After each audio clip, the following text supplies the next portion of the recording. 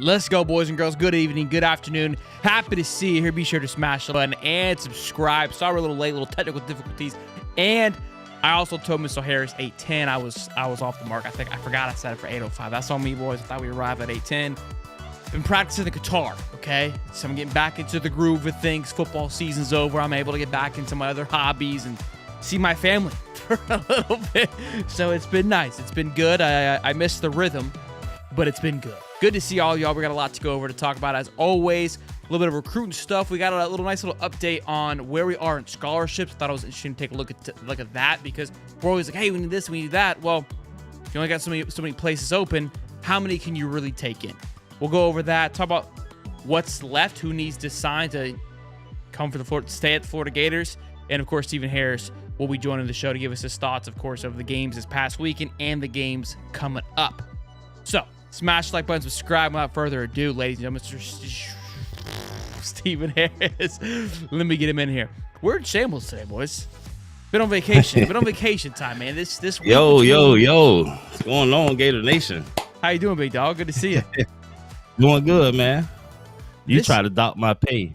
I thought it was 8:10, man. That's on me. The week between New Year's, man, and Christmas, I said the other day, is just it's no man's land. You know, you just kind of float out here in existence. So I don't know if if you're still drunk, sober, like it all kind of just blends together. You know what I mean? It's Christmas. Or still drinking. What's that? Or still drinking. Yeah, or still drinking. You know what I mean? Just you don't know. So we got some things to go over, but good to see you, man. How was your Christmas? Good, all good? Family good? Oh man, fantastic, man. Beautiful time with the family, man.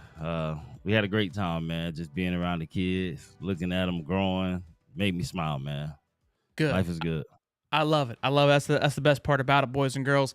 And we we're in this kind of a weird area too. We're in the between the contracts for the coaches, which we talked about on Friday, I believe, with Cam, which was a great conversation about a lot of what ifs, what could be happening.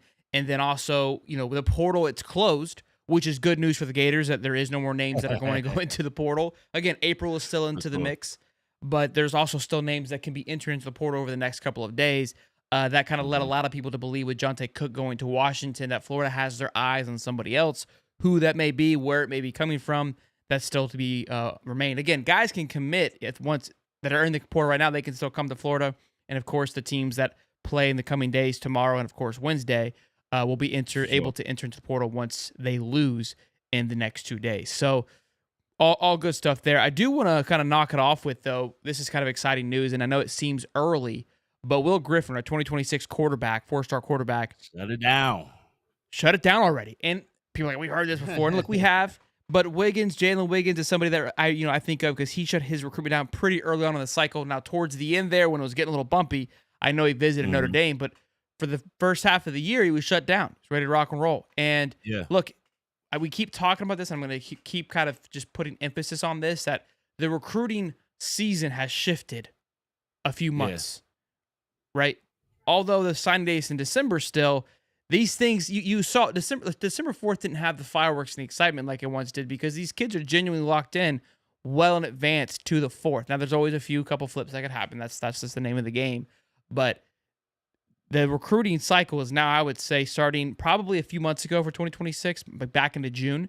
And full-on recruit. Obviously, they're always recruiting, but in real conversations of like, hey, let's settle this thing in. So now, from now until June, and maybe even in July, I would expect Bailey would like to have the class somewhat full, if I had to guess. See you later, Stephen Harris. Been a pleasure.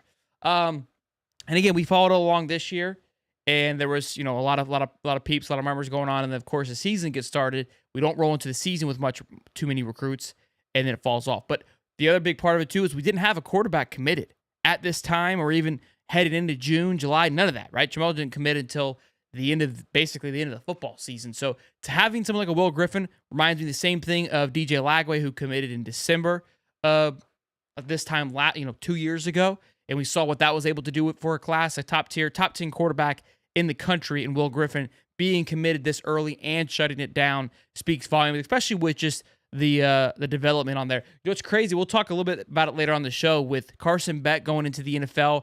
Some people had some comments on that. Brock Vandagriff, another former Georgia quarterback, a 5-star quarterback at one time who transferred to Kentucky this past year, has retired. Guy sits at Georgia his entire career, transfers to Kentucky. Again, I don't know. There's some medical reasons. I'm not quite sure, but still, I mean, major question marks there on the fall off with development. Again, in the quarterback. And again, Carson Beck's not getting a lot of promise and a lot of great buzz coming into the NFL draft. And he's not going to be able to compete in the combine, I don't believe, either, due to the surgery he had. So stock's not very high. Stock's not very high headed into the draft, which we'll talk about a little bit later on. I don't know what happened to Stephen Harris. I don't know where he went. We'll give him a few moments here before he hops back on. But I do want to talk about a little bit. This kind of translates into recruiting a little bit, and obviously the coaches' contracts we spoke about with Cam that are expiring tomorrow. You know, we're kind of reading the tea leaves. We're in this little quiet period where nothing's going on because these contracts are set to expire. You've seen other coaches. 2 coaches just left Colorado. Their O-line coach and DB coach just went to Mississippi State. The reason I bring that up because their contract was ending and they made moves before the contract came to a close. The fact that we haven't lost anybody yet leads me to believe that a lot of these guys are probably coming back. That's my hunch. I could be wrong on that, but just from how I've watched this over the last couple of years, again, Arson Armstrong, the way that he departed as soon as basically the season came to a close, he was out and he wasn't even up for we miss you, Mr. Harris. Listen, my bad, bro.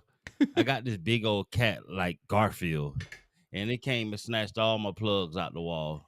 And it must have knew we were somehow finna get ready to talk about the Miami game, and it didn't want me. Yeah, all right, but I'm good. Sorry about that, man. No, you're good. You're good. We were just talking again. I was talking about Will Griffin, how the recruiting cycle. But the big thing I wanted to get your opinion on, obviously, I know you've had some conversations with some people about these coaches' contracts that are up, and the fact that we're in this quiet period. We haven't heard much, and I've seen other coaches leave schools. One being Colorado, they lost 2 of their assistant coaches, O-line coach and DB coach. Mm-hmm. The fact that we haven't had anybody move on leads me to believe that there's probably some conversations happening to retain these coaches that we talked about. Which, when we talked about with Cam, I don't think we would want to lose anybody. I think most people were saying Rob Sale needs to go, but it's hard for me to say. Look, maybe his pay can maybe adjust a little bit because I don't know if he's calling plays as much. Again, I don't know. But I was also reading. We'll get into it too. The O-lineman, the number 2 O-lineman in the country, talked about how DeCoster has been a big factor to him, and I wonder because we've seen Sale's recruiting tactics not be the most elite. Maybe DeCoster is the guy that's going to come in and do all the recruiting. And it's like, hey, this guy develops. We just don't need to talk to him. We're gonna handle. We got 2. One is probably the fun guys to be around. You know what I mean? But I've seen Sale when I was there and saw how he coaches, and he coaches hard, man. He's one of those coaches that going to get on you. He's going to call you out. And I like that in my O-line coach. You know what I mean? I don't need my offensive line coach to be this super jolly guy. We got other guys for that. So I like a guy that's going to get in your face. And I like our O-line to be mean. And the way they played and turn things around, I think credit needs to be given to both guys. But if we can get somebody to get them in and one is going to coach them up, well, I go with it. Yeah, look, I mean, the biggest one I think you and I both can agree on is Jaluk. Bring him back at all costs. That's sure. I mean, drop the bag on that man. And again, I think there's arguments going on who should be kept and who shouldn't be kept. Everybody that's up for grabs, I would not mind seeing coming back. It definitely should not be. Well, listen, if we don't get this deal done as fast as possible, yeah, I would. I mean, I don't know legally, like if they're allowed. I mean, I would assume if why wait to things for it to expire? I would like for the news to drop beforehand. Of Jaluk and these guys before tomorrow. I think if you were to extend it, you should be able to get there. But maybe they're waiting to announce all those news. I don't know. So over the next 48 hours, I imagine that will be things that start to trickle out. And we even talked about Cam. He goes, look, we'll know more once the contracts are expired, because once those are expired, that's when interviews can start to happen. Yeah. You also keep in mind if there's potential targets or people that are viewing that are on playoff teams, that plays a factor into it as well. And people gonna be looking at some of our coaches like Jaluk, man. People will be looking to try to poach some of these people. So our coaches have done a fantastic job of turning things around, and they're getting a lot of credit from players, and players are vouching for them. So that means a lot. So I think it's in our best interest to just go ahead and get this thing done, wrap these guys up, and let's get ready for off season. Agreed. The sooner we can put this coaching stuff behind us, because I feel like since Billy has been here, we've been always in some kind of coaching hunt, whether it was something, right? First year it was Yeah, the defensive coordinator, which we brought in Armstrong. Then last year I think it was, or no, 2 years ago, same time was the wide receiver coach. Then we yeah, lose this past year. We fire our strength and conditioning, or move our strength and conditioning coach. Bring in Craig Fitzgerald. He's here for 5 minutes. You know what I mean? We're always moving yeah, pieces. I yeah. think the only thing that everybody would be happy with and content with is if a new offensive coordinator comes in. That would be. It's But always anytime the you big make any kind of one. personnel movement, and again, last year we had new D line coach, new DB coach, so we've always had a ton of movement, which is fine. I feel like it's all been for the better. But we seem to kind of build on some momentum. I'd rather just kind of double down on it versus bringing in. Again, it's a culture fit. I mean, we talk Yeah, about the players coming in from the portal. Hey, are they yeah. going to be a culture fit? They got to do these things. Coaches, same boat. Yeah, we will make some additions this year, but the people that we got a good nucleus. These guys are working well together. Of course, we heard about a little incidents on defense or whatever, but for the most part, these guys are all brought into the program. From everybody I talk to, they love what's going on. They all know what we're capable of doing next year, and they want to do it here. So we can get that back, man. That'll be great. We haven't been in this position in a long time. Like you said, we've always been kind of moving pieces. But one thing I like, just like with player evals, Napier does his homework on these coaches that he bringing in, and he's hit home runs on a couple of them. Specifically on the defense with Chapman and Will Harris. This last cycle, for it to come in and take hold that fast and generate that much energy and get that much respect from players and people around the country. That speaks volumes about his assessments on coaches as well. So I trust him with that too. And look, I think we have to keep in mind too. This was Will Harris and Chapman's first cycle on recruiting. So First cycle, Stubbs, Lagonza Hayward, those guys that are coming in, Wiggins, that D line, those are all Chapman first and cycle.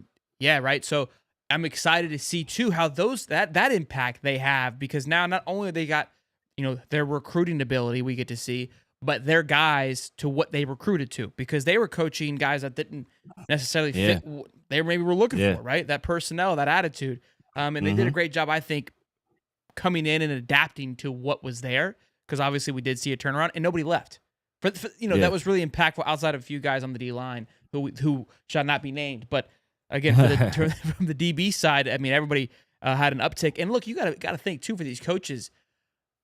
I don't think anybody wants to leave right now. Remember, we talked about when No. Harris and Chapman, when those guys came in, it was a risk for them to come in, because obviously what Billy was going up Big risk. against. And so those guys said, hey, I want to take an opportunity, take a risk. Now it's in a different boat where, like, there's an opportunity to be a part of something special and really up my stock as a coach in these positions too. And look, kudos to them. And this is the hard part. We worry about keeping players, keeping coaches ain't easy either. Yeah. No, it was a big risk. And then, we still hinging on next year. You know what I mean? Billy still has to show up next year. And you know what I mean? For these guys that did come, they on basically year-to-year contracts, these coaches. You know what I mean? This year they Yeah, survived. Next year we gotta do it again. I'm sure some of these guys want to be here for the long haul and see what they can do with 4 or 5 years before they go to looking elsewhere or advancing their careers. So I like what we got going. The ones that we need to bring back, um, we need to go ahead and get that done. And I'm excited to see what they can do in their the second year, full year, with some of the guys they already built these relationships with, and that chemistry and energy and mindset that they've instilled in these guys to start rubbing off on the other players that they bring in. Man, it's a fun time knowing that the coaches we did get, like Chapman and Will Harris, did what they did in 1 year, for and now they sure. get a full year to A come and true do it, man. year. It's great. Because when they came in last year, I mean, I remember they were trying to, save a few guys. I can't remember the kid's name, Xavier Filsame, right? They're trying to save a few guys at the end and get established, meet the guys, and then create their own culture and do all those things. Now they get to come in. That's all said and done. They're not playing catch up and really establish a game No. plan headed into next year. I'm sure talk to Tyler a little bit more what their expectations are. Hey, here's some things we noticed that Yeah. can you focus on these? Right, there's a better communication line going through it. The other big thing again, DC. Everyone keeps saying Ron Roberts. That's still a question mark. Even Cam was saying there's a lot of rumors about him possibly retiring. We haven't really had since Billy has been here a true staple at defensive coordinator. Patrick Tony comes in, struggles, leaves after year Right. one. Austin comes in, tries to find his ground, doesn't really get it going. Then we bring in the Ron Roberts to be the big. There hasn't been a true identity Yeah. as the at the top of the arch, and I think that is something that needs to be established. And if it is Ron, I think that's okay. That's a better transition than back into the Yeah. market. But they've got to figure that out quickly. Yeah, they got to figure that. Ron, I love Ron. He's not a fanfare guy. He's a football guy. He knows the X's and O's, and he knows how to teach it to the guys. But he's not one of the guys that wants to hit the recruiting trail, nothing like that. But he's gonna be in the building. When we did our barbecue for the defensive lineman, he was there. He came up to me, introduced himself. He was well aware of who I was and what we did for the program. He knows football in and out and knows how to translate it to the guys. So when they're in their meeting rooms, just from talking to Spikes and stuff like that, he's giving linebackers that missing piece of information. You know how you have those aha moments? You're like, oh man, it makes so much sense. Yeah. He's able to deliver that to the guys, and that has helped us tremendously. Just him being able to put all the pieces together. So I don't know if he'll be just the main guy. I don't know if he wants to do that. But he will. I don't think he'll retire. He loves football. He's a guy that'll be around the building every day if he could. The best way I kind of try to explain it, if people don't kind of get, like, again, you have to be when you're with these coaches, you've got to be everything, right? You got to be a salesperson. You got to be a and showman. also be Yeah.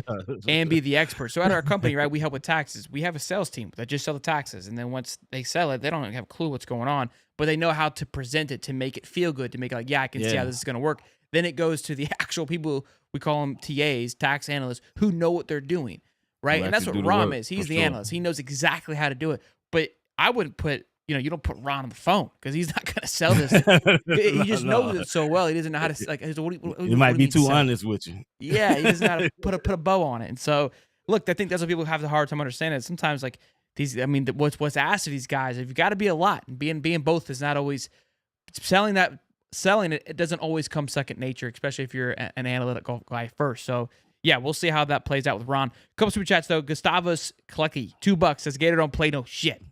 I love it. Gators don't play no shit.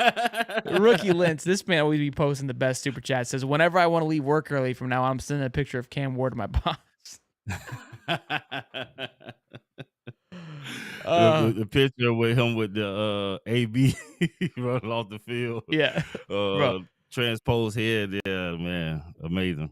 That was incredible. Shout out to Zach Alberverdi, again, from On 3. Posted this scholarships chart, which I've been dying to see. I've been dying to kind of just see where we're at with everything. And so he posted this here. And I want to go over it with you because here's where I was talking about. Like, look, we got to go this, we got to go get that. Right now, we set at 83. Yeah, I know. 83 scholarships. Again, we can only have 85 with 20 plus walk-ons. So with that in mind, we keep saying, hey, we got to go get tackle. We got to go get this. We got to go get that, which we're going to talk about a few targets here in just a minute. There isn't much room. I mean, we got 2 spots essentially based on this. Now, can somebody be demoted to a walk-on? You can also roll into, I believe, this spring game with more than – what's that? I said, sheesh. You said devoted to a walk-on. Gosh. I guess that's practice squad. I did 2 years. And then, of course, April. So you could definitely roll into April with more because there's another portal cycle. So I'm not, but the spots are cleaned up right now. Just looking at this was pretty cool too. Just, again, seeing this on paper. The O-line room, the D-line room, the edge room. So, again, Tyreek Sapp, George Gum, Cameron James, Kofi, the guy we just picked up from UMass, Elgin McCray, Jalen Wiggins, and Jaden Woods. Tyreek Sapp is the big one, which we'll get into in just a minute. But the cornerback room and safety room, I think, is what they're looking at right now in the portal for some more depth. Because Devin Moore is the only guy we've got coming back that's a senior. And again, somebody who, when healthy, is exceptional. Yeah, balling. But the cornerback room is honestly, with 6 there, Devin Moore, Dejon Johnson, Kermani McLean, Jameer Grimsley, Teddy Foster, and Ben Hanks. Pretty thin. Now, the safety room is where it gets thick. Jordan Castell, Sharif Denson, Bryce Thornton, Aaron Gates. Those guys can obviously move around and possibly play corner, but they're all labeled as safe. There's 8 safeties in there right now. So, thin in depth, but talent wise, oh my God, yeah. I love it. I love it. Oh, and shout out to Sapp, man. Baby girl birthday was today. I saw that on Instagram. So happy birthday to Sapp's baby girl. Oh, good She stuff. turned Tyreek three Sapp. today. Yeah. Love that. Happy birthday to baby Sapp. And again, look, we're going to talk about Tyreek Sapp too. I think I have it either pulled up here or here. I don't know where you went, Mr. Harris. Actually, I don't have a picture of him pulled up. But I did want to talk about him because obviously he's the only one has announced what's going on with him, because he didn't go to the portal, which that makes me feel good. But he was our top performer on defense. I saw an article where I think he had like a 90 overall score from his performance on defense this past year. His draft stock went through the roof. And the fact that, and he has to make a decision, I believe, by the 6th of January on whether he's going to declare for the draft. It scares me a little bit. On what's going to happen. I don't know what the conversations are, what he's, because you got to believe he's weighing out his options and having true conversations of where am I going to go? Sapp, he strikes me as the guy that's going to really think this thing through. I know he loves the Gators, but he just really wants to. I'm sure he really wants to know what his options fully are. He has a child. But you got NIL now where you're able to take care of your family for the meantime. But then you want to weigh what are possibilities next year. Do you raise your stock that much more? You know what I mean? Or do you just take your chances and ride it out now? I love for him to come back. I think he will. You know what I mean? I think we'll be able to take care of him. We've already lost, not lost, but Shamar declared, opening up some space for us to be able to compensate him a little bit more, possibly if that's a issue. I don't think that's an issue for him, but it is things that people talk about, in the era now, NIL, you need to be talking about your funds, but I don't think that's the deciding factor for him, because he could have already left and tried to make some money elsewhere. I believe his passion and the reason why he played the game, his why, is enough to keep him here. And I'm sure, the graduation thing and stuff like that is another thing for him. Just being alumni and, you know what I mean, taking it all the way to the bank. Yeah, I mean, this is a tough decision. And again, we've seen, I talked with Anthony Richardson when he went to the NFL. I said it was probably the best decision financially, because I don't know if he's going to be at any higher stock. I believe Sapp can double down, but you run the risk of injury. I don't want to jinx it, but that's what has to run into your, because what else would hold you back? That's the only thing, man. Barring injury, but then you gotta have extreme faith and just know, it's not for everybody. Leaning on your faith and believing that God has greater purpose for you and he brought you this far, and you know what I mean? And if anything was to happen, you still lean into him and saying, God, well, there had to be a reason behind, if I get hurt, why I got hurt. Yeah. And so you got to believe in your purpose and just trust that, he made you for this. And you know what I mean? And doing something for your family. You get a chance to create that legacy, coming back, finishing it all the way out. And Gator Nation gonna love you. You know what I mean? Of course, they're gonna love you anyway, but you kind of get a little extra boost, man, around the city when you do things like that. For sure. And that's, again, I think it'll go a long way. Like you said, it kind of just long term that you may not see right away, and it's not a return that you see immediately. No. Look, for me, if I'm looking at this, and again, I'm biased, right? I want him back selfishly, so it's hard to take this with a grain of salt. But if I know, hey, the NIL deal that I'll receive, which I'm sure it will be efficient enough. I mean, it should be sufficient enough for the next 2 years to take care of what I need to, baby girl family, and put everything. I can put a college fund away for her. I mean, with what he's gonna get from just Florida. Yeah. Knowing good well, like if you're betting on yourself because you're expecting to improve year over year, one more year, you have an opportunity, a real chance to make a run which is huge. Which is, I mean, that's maybe put some incentives in there. I don't know how that works, but you have I don't know if he's a number one. He's not a number one draft pick or first rounder this year. He has a legitimate chance to go out there next year and go first day. And go first day, which is we're talking millions and millions of dollars. Yeah, of a difference. That's the thing. If you're not first day, you can go and put numbers up doing the combines and stuff like that. You know what I mean? But if you're not first day, I believe rookie contracts, your first year, everybody get paid minimum. It's not even like a whole lot of money. So if you can make that in college one more year and take that 1 year, get you some insurance. You know what I mean? Get you a nice insurance policy just in case you get hurt. And that should take care of a lot of that. But I would love for him to come back, boost his stock, be a legend here, help us get into the playoffs, possibly win the whole thing.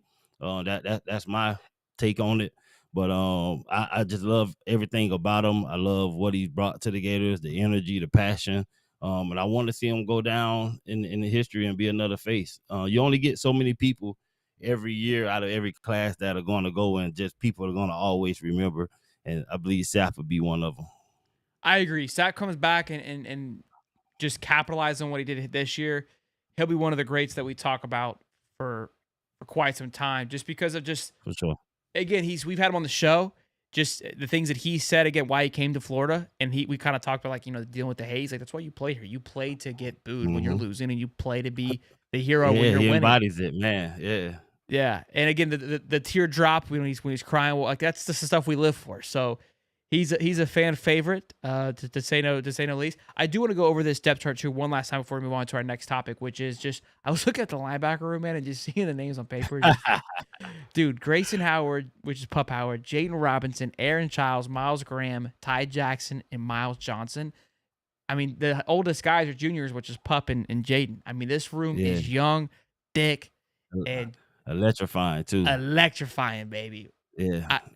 We've been piecing that room together for the last since Ventrell's left. That boy's been held together by some our names, ligaments in that knee. You know? Yeah. It's been tough.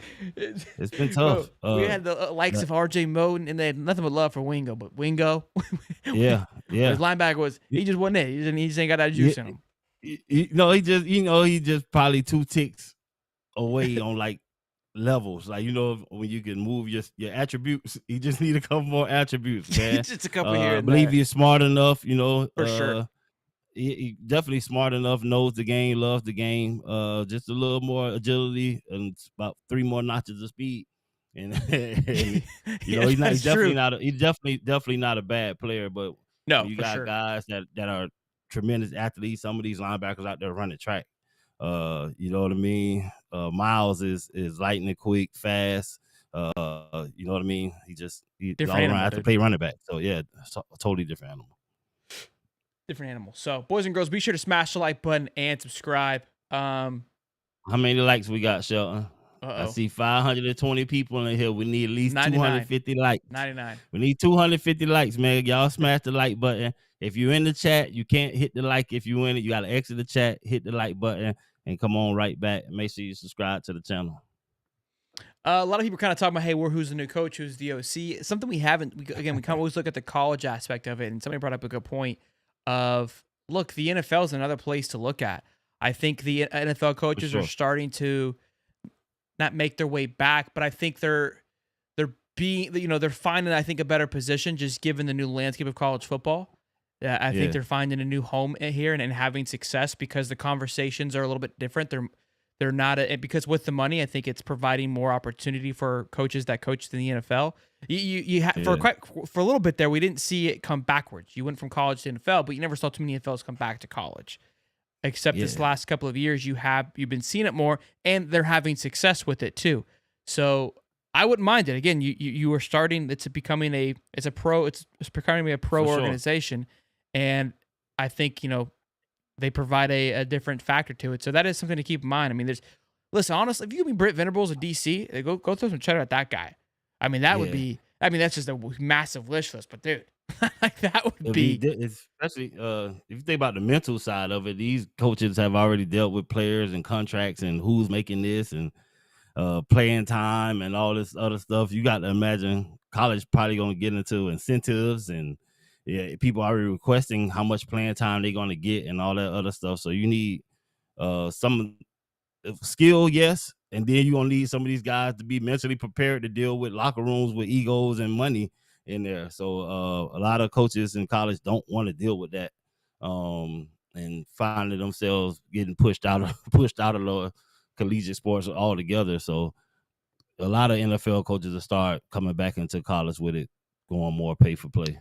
I think it's spot on. I think, again, just managing those egos is a big thing that they're already used to doing because just given the circumstances. So good stuff there. There is some portal movement that the guys are looking at. Some of these names, nobody kind of knock you off the socks. They kind of seem like more like depth pieces than anything else. Marcus Watson Trent, Georgia Southern linebacker. Again, we just talked about this linebacker room. Although it looks very elite, it kind of mimics the cornerback room where it's just thin.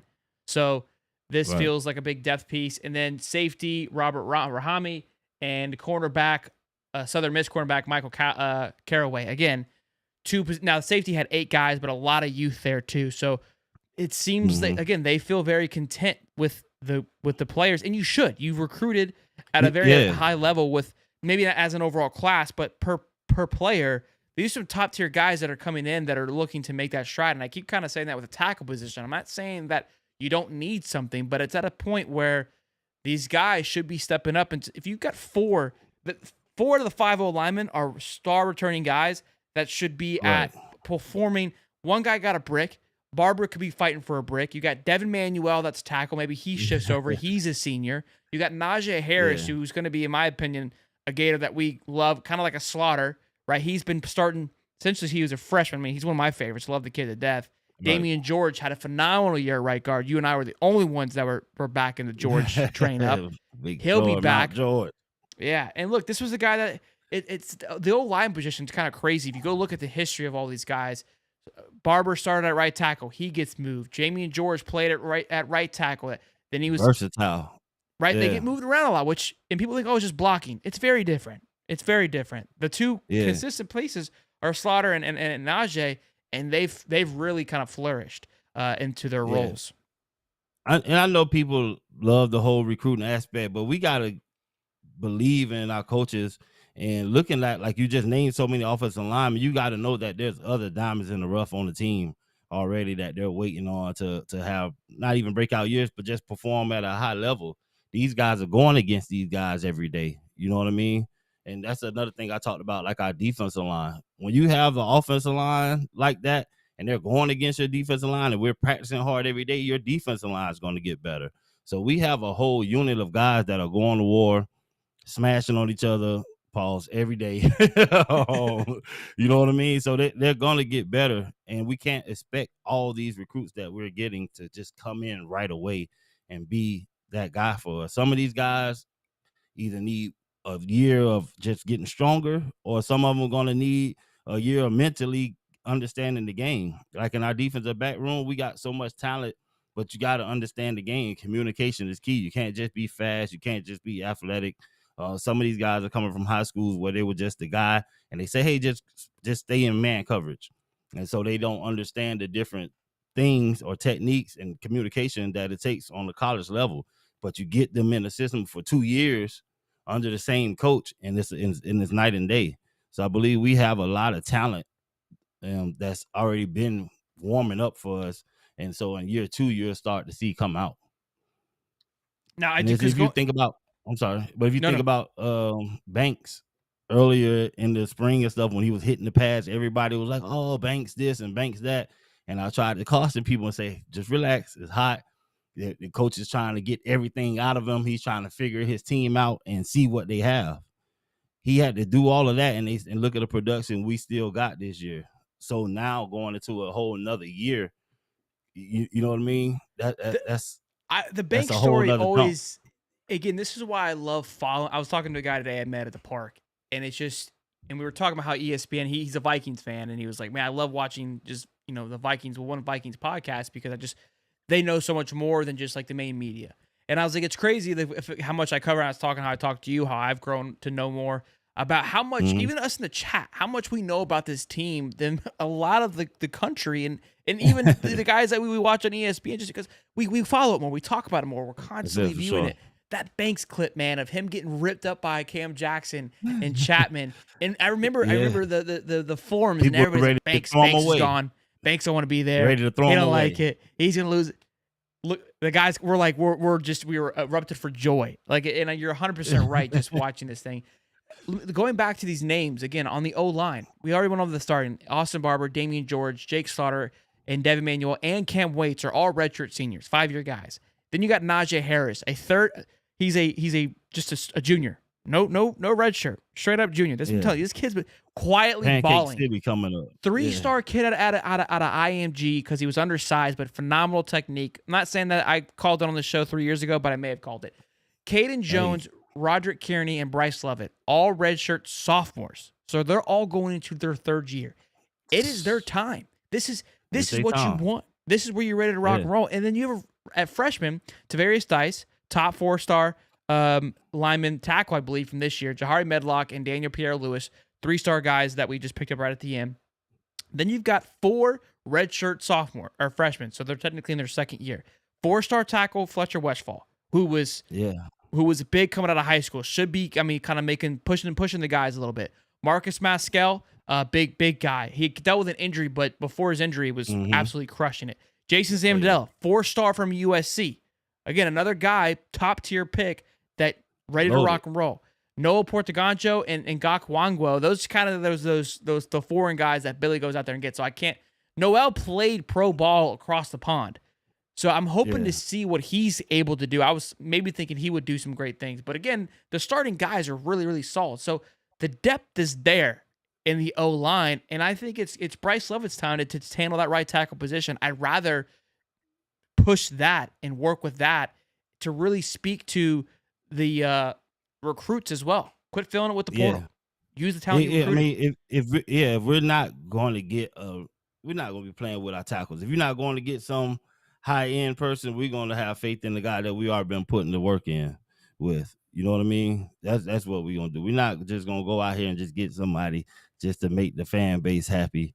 I don't know how much noise is calling for a tackle, but I don't believe we need one like that. Yeah, look, and I think, who do we have on? It was Zach, where he kind of agreed of like, look, unless it's a guy that's going to knock your socks off and truly just set that right tackle position on fire, a true 4-star, like we don't have anybody that can beat this guy, which there is not there's nobody in the portal. Like, you can yell it all you want, but if the product isn't available at the stores, ma'am, Karen, you can continue to yell at me. We're out of stock. All right, sweetie. So I don't know what you want me to do. I think I'm not worried about that. I think, and again, same thing with cornerback. I think the talent there excites me. I would love a little. I wouldn't even say a senior presence, because I think it's Devin Moore's turn to step up. Dejon Johnson, it's his time. Kermani McClade's going into his 3rd year because he's a redshirt sophomore, right? He was able to redshirt. Yeah. He's somebody who, again, he hasn't really showed, in my opinion, a lot of leadership kind of with the drama, but who knows what's happening behind the doors. For Kermani, like I said, he's one of those guys coming in, whereas year 2 of learning the system and knowing where to be and having that extra level of communication going to open up his athleticism. You know what I mean? We don't have to just tell him man to man. When you know what's going on out there, you play a lot faster, you play a lot more free, and people truly get to see the type of athlete you are. And I believe that'll be it for him this season. I'm excited to see what he's going to do. And again, I don't think we should see what happens with if he gets bumped to a scholarship. I believe that he will. So again, I'm waiting for all those kind of things to pop. I'm trying to see what the schedule is. Yeah, you said it's 2 spots open, so yeah. I think. Hold on, he may be considered in that, actually. In the scholarship? Yeah, he is, because he's on this list. So he is a scholarship player now, actually. And this probably already happened. We probably just don't. There's no need to announce everything, but if somebody get whiff of it, I'm sure it'll be a big announcement, considering it is McLean. Yeah, because again, there's names that we know of. That I know. Same with Sapp. I'm sure he probably don't even want to have to make an announcement, but it's just No, he's gonna have to. Yeah, it's a I need it. I need that in my life. That's the only thing I need. It's the nature, but So yes, he is a scholarship. But let's move on. We've got two more things we're gonna go over here, Mr. Harris. First being again the playoffs that'll be set round 2 set up on Tuesday, then headed into Wednesday. Tuesday night will be kicked off. Tuesday's a great Saturday game. Tomorrow, actually, we got Bama, Michigan at 12, which should be exciting. Louisville, Washington, South Carolina, Illinois. Excited to see that one. South Carolina's been doing some work in the portal. Baylor versus LSU. LSU should steamroll them, and then of course close it off with Boise State and Penn State. And the first bowl game, the Fiesta Bowl. Of course, show's brought to you by BetUS. Boys and girls, be sure to check out BetUS.com. Use the code YouTube150. Get back 150% on your first deposit, then 125 on your next two, up to $2,000. The bowl game, I mean, I swept it last week. I've been crushing on Bowl Mania. Man, if you just tell me, boys. Just tell me if you want to. But Boise State is 11-point underdogs by far. No, sorry. Texas has a 12-point favorite, so not the biggest one. Crazy to see just the difference from week 1 till now. Week 1, they're all like they had it all out of whack. all 2 3-point spreads, and it was complete landslides, blowouts. Yeah, everybody covered everything. Yeah, these games are 2 of the games are close, but the other 2 are just they feel that they're not going to be close at all, which shows you the seedings were completely off. But this game here is the one I'm not most excited to see. I think I would say it's this, and then of course Ohio State and Oregon. I don't know. I just got a feeling Georgia's gonna get wally-whopped here by old Notre Dame. This is the first year where I actually don't mind if the SEC gets smashed. I normally when we get to this time of the year, I'm like, if we're not in, let the SEC win. Yeah. I don't feel like that this year. I want them all to lose. Georgia, I want them all to. I feel like we got so much momentum. It's weird how us Gator fans, I feel like, get on wavelengths like without even talking, because I was thinking about once all the ACC just got absolutely walloped. I was like, because that's who you were going up against. And look, I respect the Big Ten. The Big Ten, they're still second tier, but I think they put a good product on the football field. It's a different product, but it's a good product. So I don't really get into this pissing contest much with Big Ten. There's kind of a mutual respect there. It's all these other little yapper dogs, right? It's just mainly the ACC. The Big 12 knows where they stand in this conversation. It's the ACC thinking they're in this. It's delusional. Yeah, we're heavyweight. You're in the welterweight. Know your role here, pumpkin. Yeah. Okay, and the fact that they got absolutely walloped this entire bowl season, you're not allowed to speak. You should, honestly. Elon needs to go on X and take away all of their rights of being able to just speak for a couple of weeks. Put them in timeout, because they vomited so much speech. They say that we lie. They were vomiting just the most egregious, and I started to buy it because the propaganda was just flowing over my feed. But they have truly the almost competitive conference. Competitive. They lived up. I can say it's all crappy conference. They literally lived up to their name. And you and I got flack this season. I quit talking about it. No, you lost me. You look like bums. I saw a clip from a Miami guy. It's like, look, I don't care that Cam Ward wasn't there. You got 4 or 5 star talent all over the football field. No reason Iowa State drags you like that. You lit the littlest bro out of the power, which I've been arguing Big 12 is better than the ACC. Looks like Daddy's right again. You got a legitimate argument now, Shelton. You got a legitimate. You were close in your argument, but now it's legit. There's 2 teams left in the Big 12 in the championship. One being a Final Four spot. Just saying. Look, they lucky they got SMU to join the conference. They're lucky Fran Brown left the SEC to go to Syracuse. I'm telling you, the ACC is going to be ran by Syracuse, who was once somewhat of a basketball school. North Carolina, who's no longer a basketball. They've passed the reins from basketball. Now they're going to be football with Bill Belichick. And SMU, they've always been football before they got banned, and now they're going back to their. Duke won't do it, man. Duke will win the ACC before Miami win their first one. That would be incredible. So, I agree with you. I wouldn't mind. Honestly, there isn't, and I used to hate on Notre Dame, but they've kind of earned my respect this year. Yeah. If I had to pick, definitely don't want Georgia to win. I wouldn't mind if Texas won. That wouldn't bother me at all. Hook them. I can't stand Ohio State. Rank your teams Texas, in order of who you'd want to win from top to bottom. Let's just do that. You go first. Of what's left. I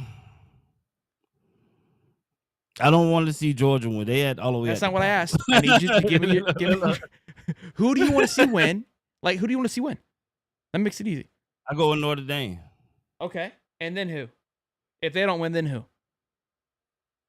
Ohio State, Oregon, Arizona State, Texas Tech, Boise State, Penn State. I go Oregon. Okay. And if Oregon don't win, I go Boise. Okay. Okay. And then Penn. Ooh, okay. And then you could fit anybody else in after that, but Georgia at the bottom. Okay. Fair enough. Fair enough. I would go Texas first. I would like to, because then it stays in the SEC. And It I don't. does. I just their first year in the SEC. Yeah, but they But they lost the didn't SEC win the championship, SEC so I'm championship. cool with Yeah, it. so that's why. Yeah, for It's a sure. freebie. It's a freebie. Yeah, for sure. It's a gimme. You know what? Yeah, I take that back. It's a toss up, Texas baby. all the way, baby. You know Texas what I mean? then Notre Dame. We get best of Yeah, both worlds. We get to brag sure. about them, but they still don't come in For sure. and be the bosses. So I'm down with it. And we were undermanned when they beat us, so we kind of get to be like, well, if we were full power, you don't know what would have happened. And then we smash them next year. Cool. Yeah, I take it. I would love if Boise got it done. I think it could be cool. I don't think it happens, but I'd pick them first. I had Oregon up there, but we've been beefing with Oregon. Them twat muffins been coming at us because this whole Dallas Wilson nonsense. They're slipping down the line a little bit. I got to put Notre Dame 3. Then I love me some Bo Scotabo. Give me ASU at 4, Oregon at 5, then Penn State, and then Georgia and Ohio State. Both their planes can crash on the way to the bowl game. That's how I look at that. Right? I honestly put Georgia above Ohio State. That's how I would look at that. You say you put Georgia, so Ohio State. I hate Ohio State. I hate Ohio State. Yeah. I can't stand those squads. I don't hate them. I hate them. I don't like them, but I don't hate. They're like a non-factor to me because basketball smacked them. We smacked them. They ran from us. I just think they're just pompous douches for like, and they just get bullied and they play in a weak ass schedule. The Georgia thing plays for me of like they're still in the SEC, so that's why I carry them over Georgia. I think Ohio State fans got more heart than the team. Agreed. So the team don't really strike me as that type of team. I don't like Ryan Day either. I think he's a punk. Yeah, I can go with that. Last little bit here that I thought was interesting. Again, I've been saying this back half of the year. Had a lot of. I will admit, I was very high on Carson Beck heading into the season. I think I had him rated 1 or 2. Him and Carson Beck were 1-2, as I had for the SEC quarterback. I was wrong on that one. They dropped the ball. And look, that's the problem, right? Because I wasn't the only one that felt that way of Quinn Ewers and Carson Beck. Now they're like, should they even go into the draft? The fact that was brought up shows you how far you have fallen. Yeah. And Todd McShay said that some owners and guys were saying that it's foolish that he's entering into the draft. And I couldn't agree more. And somebody was, I think it was Todd was like, why don't you go back? You got a great lineup at Georgia. I don't think they want him back. I think they're forcing him out. I don't. Yeah, they're talking as if he had a home. I don't think he had a home. Yeah, man, had to hit the transfer portal. It's crazy. You got to start waving the flag on. And I text my Georgia buddy. I was like, look, man, there's you got to be a little concerned on the fall off here. Quarterback again. Brock Vandergriff heading to Kentucky. He retires. He was a complete bust in my opinion. You can't count Stetson. The guy played for 7 years. Justin Fields left there, goes to Ohio State. Ohio State gets credit for him. You had it was Fromm and the other kid who kind of both came in, had a lot of potential. Both kind of fell off the map. They're burning through some quarterbacks here. And again, Carson Beck came into a position, threw for almost 3,800 yards. Could have arguably been in the top 5 for Heisman. All world coming into the season. Yeah, supposed to be the guy. And you want to blame the starting cast around you, but I mean, it's the program. It's the program. They don't develop quarterbacks like that. Yeah, they try to develop running backs, but they try. Yeah, it's interesting to see. And again, I mean, who knows where? Again, no combine for him. His last few performances have been very mid. And he'll get drafted, but it's 5 or 6. Gonna be late. It'll be late, maybe 6 or 7. I mean, Stetson Bennett, 2-time national championship, I think went 6th. Yeah, it's just no buzz surrounding him right now. And as a quarterback, with no buzz surrounding you, teams are, 4th. You're gonna go late. They're Yeah, not gonna spend a lot of money. Stetson Bennett went fourth. Carson Beck's got to go 5 or 6. Yeah, 6 or 7. 6 or 7. Brutal. At one The man time get that looked Mr. like Irrelevant a trophy. number one lock. Him and Quinn both look like number one locks headed into this year. Well, you got Shador and Ward and came and stole the whole college show this year for as far as quarterbacks. That's a fun thing to follow too, just of with what teams are up there and who all needs quarterbacks and who wants And what. the competition between those two guys. Yeah, that's gonna be fun. It'll be interesting to see if they do the combine too. That'll be now the combines is gonna be fun. I want to see that Shador 40 time. I find interesting too. I don't know if you saw the whole drama with Cam Ward and Mario Cristobal, because obviously Cam pulled out in the second half, and people were roasting Cam. I mean, just let him have it. Like, why do you quit? Yeah. Why even show you're going to decide on quitting? But apparently, there has now been word that this was known before the game that he'd be sitting out. But Mario let them out there hanging. He didn't defend him. He didn't defend him. So even if it was agreed upon, maybe I had to agree. Maybe I didn't have a choice but to agree. Like sometimes we make an agreement, but it's in your favor, and I just have to go with it. Well, I'm gonna tell you, no, you can't play at all. But so it seems to me as if Mario, it wasn't just a clear, this is what we're doing and this is why we're doing it. You know what I mean? If that was the case, it should have been easy for them to just say, yeah, no, we already planned. He was going to be set at the halftime. I think regardless of if there was, debacle of whether he plays or not, the fact that they agreed on it beforehand, I think Mario should have came in and said, hey, this was the game plan all along. He was never going to play the full game. And you don't have to do that before the game, right? To protect if you're competitive advantage. No, not before the game at all, but definitely after the game. Yeah, after the fact, I think you need to say something. So that's a bad look on Mario. I think Cam will be able to overcome that, because again, people are like, oh, if I think sitting out before the game, people respect it, which is weird because they're saying that GMs are going to look like, oh, he quit on his team halfway through. Which it does look a little worse. It does look a little worse. The whole way it happened looked crazy. When they win the game, nobody's talking, but the fans chanting for him to come back in. He's just on the sideline looking, but not really indicating that, hey, this is planned. But had just like a little look on his face. The body language was kind of weird. And then they lost. So look. So I love what Coach Prime was able to do. He got insurance for his guys, some of the top tier guys that were playing, and they played all the way through, which was good for them. But you kind of see it, like at some point you're like, is this really worth it? Like they kind of starts clicking in of like, yeah, I want to win, but in all reality, you kind of get hit a little hard. You kind of get a little ring. It's like this. I don't know if this is worth it, Coach. This might have made a bad move. It sucks, man, that it's getting to that level where you're making a business decision versus the love of the game. I mean, it's a bowl game. You want to go out with a W as your last winner, is your last game in college, the last memory on the field. What are you going to remember? And so people are ruining memories that are going to last a lifetime, or set narratives about you that can last a lifetime over $1. And if the man more likely would have never gotten hurt going into that game, and they could have possibly won the game. So it just sucks because you don't know what you're doing in the moment and how much it's going to affect you down the road. But that one decision is going to affect him for the rest of his life. Maybe not affect him like where it's going to cause some type of harm to him or make him feel some type of way, but he's going to hear about that forever. Every time he walk around the city of Miami, it's going to be brought up. It's just something you will never be able to live down. It's a little stain on the shirt. Staying on the shirt. You go win with your teammates, man. Win with your team. If you're gonna play, why? If you could have got hurt the first half, so why? What is the difference between the second?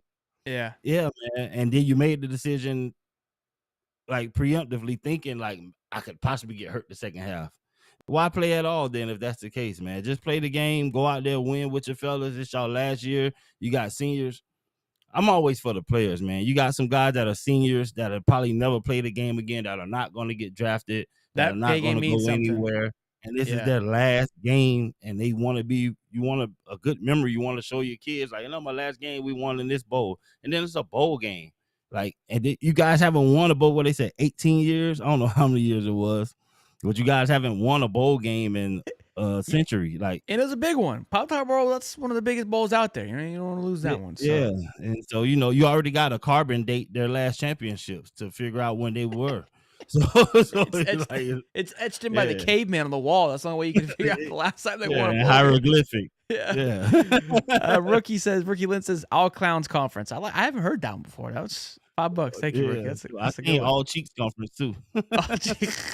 He also put $2. And Muddy said, "Well, we have beat the undefeated Boise State team from 2006." Muddy, we would have beat the brakes off of those guys. Cam, where my money at? Ward, I love it. And then $5. Chandler Scarborough. Any relation to Bo Scatterback? When are we getting high top college football 25 back? Probably, I don't know. Maybe in the summer. It's been packed away since I took it on the road. We want a tournament. We do need a tournament. We might need to do something. Look, we're back in the off season again. Things are changing a little bit. We're gonna work on it. So we'll figure all that out. Hey, shout out to the basketball team. Big game Saturday, 10 a.m. against Kentucky. Oh, right? Basketball been scorching, boy. Woo, 13-0. Yeah, we gotta crank it up, man. Get some basketball sessions in. I haven't been as vocal as a lot of other people about basketball, but I'm tuned into my Gators, man. Yeah, SEC play starts Saturday. It's showtime. I think preseason. You can expect me to start cranking up and giving the boys a lot of love and highlighting the basketball program as well as all the other Gator sports, man. Show y'all some love. We'll be talking about it much more as again we're transitioning out of football. Obviously, that's gonna be our big thing. But we got a big game on Saturday, so maybe we'll do something on Saturday. We'll talk about that game because that'll be a fun one against Kentucky and then Tennessee on Tuesday, who was also undefeated. Then Arkansas, top 25 team, a few days after that. So nice little run right now. Yeah. Hell of a stretch we're about to get into for Gators basketball, which is good. I want to see the boys get tested and see what they're really made of. They've been tested a little bit from here to here, but here and there, but not some big ones like this. But I would love to see them pull it off this year, man. Take it all away and set the roll into this next football season. For next season. Oh my! Yeah, they start talking about 06, 08 Gators and the possibilities. I love it. Stephen Harris, fantastic show, boys and girls. I don't know if I'm going to see you again until next year. We need 300 likes. 300 likes, guys. Give us 300 likes. Get us there.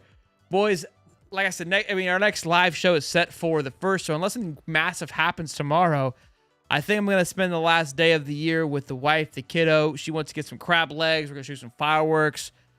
I hope you guys do the same. Enjoy yourself. Yeah. It's been a hell of a year. I wanted to get a 25,000 before the end of the year. I don't think it's going to happen in a day, but it's I can't even complain. It's been an absolute. What's the number? 25,000. We need like 500 more subs. Come on, guys. 25,000. 500 more subs, baby. Tell a friend. Tell a friend. I love it, boys. We get 500 subs. I'll play y'all a tune. Put the Ray Charles on.